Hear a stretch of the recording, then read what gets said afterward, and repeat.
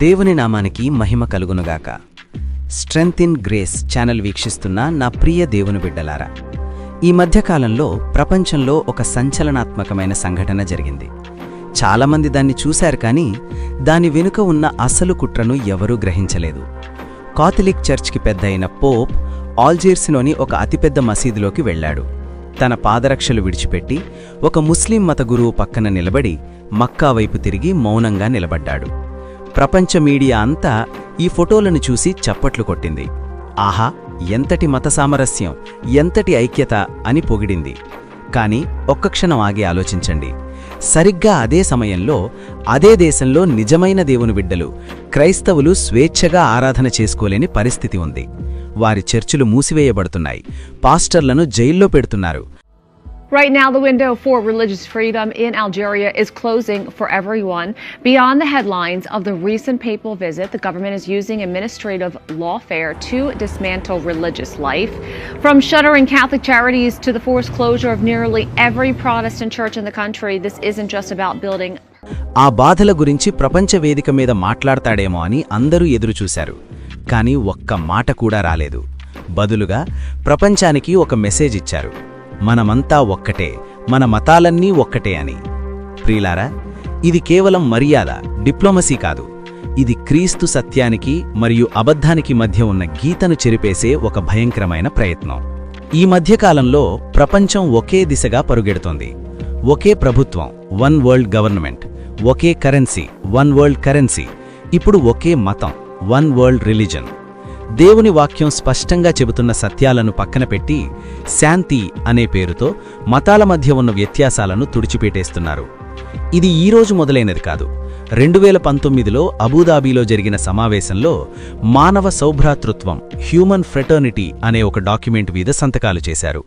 క్రైస్తవ్యం, ఇస్లాం మరియు ఇతర మతాలన్నీ కలిసికట్టుగా ఒకే భవిష్యత్తు వైపు నడవాలని తీర్మానించుకున్నారు. 2014లో ఇస్తాంబుల్లోని బ్లూ మసీదులో కూడా ఇలాంటి సంఘటనే జరిగింది.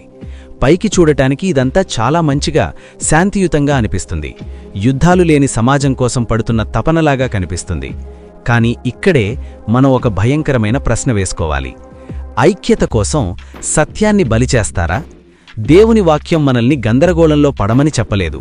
చీకటికి వెలుగుకి పొత్తెక్కడిది? సత్యాన్ని అబద్ధాన్ని కరిపే ఈ మాయాజాలం వెనుక ఒక అతిపెద్ద ఆత్మీయ కుట్ర దాగి ఉంది. ఇది కేవలం మనుషుల ఆలోచన కాదు, ఒక భయంకరమైన వ్యక్తి రాకకు వేయబడుతున్న పునాది. బైబిల్ గ్రంథం రాబోయే దినాల గురించి చాలా స్పష్టమైన చిత్రమిచ్చింది. ప్రకటన గ్రంథంలో 2 భయంకరమైన వ్యక్తులు ప్రపంచాన్ని తమ గుప్పిట్లోకి తీసుకుంటారు. మొదటివాడు క్రీస్తు విరోధి. అతడు రాజకీయంగా, ఆర్థికంగా ప్రపంచాన్ని పరిపాలించే ఒక క్రూరుడు. కానీ అతని పక్కనే రెండో వ్యక్తి ఉంటాడు. అతడే అబద్ధ ప్రవక్త, ది ఫాల్స్ ప్రాఫిట్. ఈ అబద్ధ ప్రవక్త ఒక రాజకీయ నాయకుడు కాదు, అతడు ఒక ఆత్మీయ నాయకుడు, స్పిరిచువల్ ఇన్ఫ్లుయెన్సర్. ప్రజల మనస్సులను, నమ్మకాలను శాసించగల మాయగాడు. ప్రకటన 13వ అధ్యాయం చెబుతోంది, ఈ అబద్ధ ప్రవక్త భూమి మీద ఉన్న సమస్త జనులను ఆ క్రీస్తు విరోధికి మొక్కేలా చేస్తాడు. ఒక్కసారి ఆలోచించండి. ఇన్ని మతాలు, ఇన్ని కులాలు, ఇన్ని భిన్నమైన నమ్మకాలు ఉన్న ఈ ప్రపంచం మొత్తం ఏకగ్రీవంగా ఒకే వ్యక్తికి, క్రీస్తు విరోధికి ఎలా మొక్కుతుంది? ఇది ఎలా సాధ్యం? అది సాధ్యం కావాలంటే ముందుగా ప్రజల బుర్రల్లో ఒక విషం నాటాలి. అన్ని మతాలు ఒక్కటే, అన్ని దారులు దేవుని దగ్గరికే వెళతాయి అనే మాయలో వాళ్లను పడేయాలి. సత్యం అంటే ఖచ్చితంగా యేసుక్రీస్తే అని నమ్మేవాణ్ణి పిచ్చివాడిలా మార్చేయాలి. ఎప్పుడైతే ప్రపంచం మాకు సత్యం అక్కర్లేదు, అందరం కలిసుండే ఐక్యత చాలు అని గుడ్డిగా నమ్ముతుందో, అప్పుడే ఈ అబద్ధ ప్రవక్త స్టేజ్ మీదకు వస్తాడు. అతడు క్రీస్తు విరోధికి దేవుని స్థానాన్నిచ్చి ప్రపంచాన్ని నరకంలోకి నడిపిస్తాడు. ఈరోజు మనం చూస్తున్న ఈ మతాల కలయిక, ఇంటర్ఫెయిత్ మూవ్మెంట్ అంతా ఆ అబద్ధ ప్రవక్తకు వేయబడుతున్న ఎర్రతివాటి మాత్రమే. ప్రియులారా, అంత్యదినాల్లో సాతాను వేసే మోసం, డిసెప్షన్ కుమ్ములొచ్చి భయపెట్టేలా ఉండదు. అది చాలా అందంగా ఉంటుంది. అది శాంతిలాగా కనిపిస్తుంది. అది ప్రగతిలాగా కనిపిస్తుంది. యేసయ్య అన్నాడు కదా, అనేకులు మోసపోతారు. అనేకులు మోసపోవాలంటే ఆ అబద్ధం ఎంత ఆకర్షణీయంగా ఉండాలో ఆలోచించండి. 2 తిమోతి పత్రిక 4వ అధ్యాయంలో అపోస్తలుడైన పౌలు చెప్పాడు, జనులు హితబోధను సహింపక దురద చెవులు గలవారై తమ స్వకీయ దురాశలకు అనుకూలంగా బోధకులను పోగు చేసుకుంటారు. ఈ రోజు జరుగుతున్నది ఇదే కదా. పాపాన్ని గద్దించే వాక్యం జనాలకు వద్దు. అందరూ దేవుని బిడ్డలే, ఏ దారిలో వెళ్ళినా పర్వాలేదు అని చెప్పే బోధకులే ఈరోజు సూపర్ స్టార్లు. కాని మత్తయి సువార్త 7వ అధ్యాయం 14వ వచనంలో యేసయ్య ఏమన్నాడు? జీవమునకు పోవు ద్వారం ఇరుకును, ఆ మార్గం సంకుచితమునై ఉన్నది, దాని కనుగొనువారు కొందరే.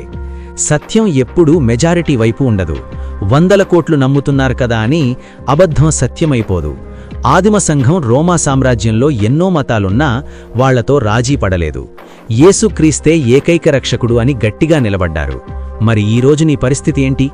లోకంతో పాటు కొట్టుకుపోతావా, లేక సత్యం కోసం ఒంటరిగా నిలబడతావా? నా ప్రియ దేవుని బిడ్డలారా, ఈరోజు నేను మిమ్మల్ని భయపెట్టాలని ఈ మాటలు చెప్పడం లేదు. రాబోయే తుఫాను గురించి మిమ్మల్ని మేల్కొల్పాలని చెబుతున్నాను. ఆ క్రీస్తు విరోధి రాకముందే ప్రపంచం ఒక మాయలో పడిపోతోంది. కళ్ల ముందు సత్యం ఉన్నా గుడ్డిగా మారిపోతోంది. సమయం వచ్చినప్పుడు వాళ్లు సత్యాన్ని నిషేధిస్తారు. యేసుక్రీస్తే మార్గమని చెబితే వాళ్లు నిన్ను సమాజం నుండి వెలివేస్తారు. అప్పుడు నువ్వేం చేస్తావు? నీ ఉద్యోగం, నీ హోదా నిన్ను కాపాడవు. కేవలం యేసయ్యతో నీకున్న నిజమైన బంధం మాత్రమే నిన్ను కాపాడుతుంది. ఆయన గొంతు నీకు తెలిస్తేనే ఈ అబద్ధ ప్రవక్తల గొంతును నువ్వు కనిపెట్టగలవు. ఈరోజు ఏ రాజీ కాంప్రమైజ్ లేకుండా నీ హృదయాన్ని ఆయనకివ్వు. దయచేసి నాతో పాటు ఈ ప్రార్థన చెయ్యి. యేసయ్యా, నా ఆత్మీయ కళ్ళు తెరిపించినందుకు నీకు వందనాలు. ఈ లోకం ఐక్యత అనే ముసుగులో ఎంత భయంకరమైన నాశనం వైపు వెళుతోందో నాకు అర్థమైంది. నేను లోకంతో రాజీ పడన్నాయనా. రాబోయే ఆ క్రీస్తు విరోధి మాయలో పడకుండా సత్యవాక్యమును బట్టి నా విశ్వాసాన్ని కాపాడుకునే కృపను దయచేయము. మరణం వచ్చినా సరే నా ప్రాణం ఉన్నంతవరకు నీవే నా రక్షకుడువు అని నిలబడే ఆత్మబలాన్ని నాకు దయచేయము. నన్ను నీ ఆత్మతో నింపు. ఆమేన్. నా ప్రియమైన సహోదరీ సహోదరుడా, ఈ వాక్యం నీ హృదయాన్ని తాకితే ఎట్టి పరిస్థితుల్లోనూ యేసయ్యను వదలను అని నువ్వు తీర్మానించుకుంటే కామెంట్స్లో యేసయ్యే సత్యము అని టైప్ చేయండి. ఆ సత్యమే మిమ్మల్ని స్వతంత్రులను చేస్తుంది. దేవుడు మిమ్మల్ని, మీ విశ్వాసాన్ని కాపాడునుగాక. God bless you. విశాలమైన మార్గంలో గుడ్డిగా నడుస్తున్నారు, ఇరుకు మార్గం కష్టమని సిలువను వదిలేస్తున్నారు. దురద చెవులు గలవారై మాయ బోధలు వింటున్నారు. సత్యవాక్యపు వెలుగును చూసి భయంతో వణికిపోతున్నారు. చీకటికి వెలుగుకు పొత్తు ఎక్కడిదయ్యా? క్రీస్తుకు అపవాదికి ఐక్యత ఏముందయ్యా? క్రీస్తు విరోధి లోకాన్ని తన గుప్పిట పట్టిన మృగముకు నమస్కరించమని శాసనాలు చేసిన రాజీ పడని సంఘముగా నీ కొరకే నిలబడతాము. మా రక్తము చిందించైనా నీ సాక్షులుగా గెలుస్తాము. లోకం ఇచ్చే శాంతి వద్దు, నీవు ఇచ్చే జీవం చాలు. ఒకే మార్గం, ఒకే సత్యం, ఒకే జీవము యేసయ్యా. లోకమంతా ఏకమై నన్ను ఎదిరించి నిలిచిన, మరణం ఎదురొచ్చిన నా విశ్వాసం మారదయ్యా. నా ప్రాణమున్నంత వరకు నా రక్షకుడవు నీవేనయ్యా.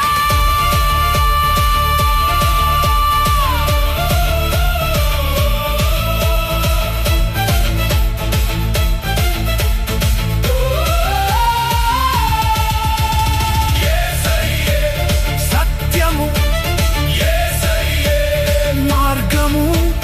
లోకమంతా వదిలేసిన నేను నిన్ను వదలను.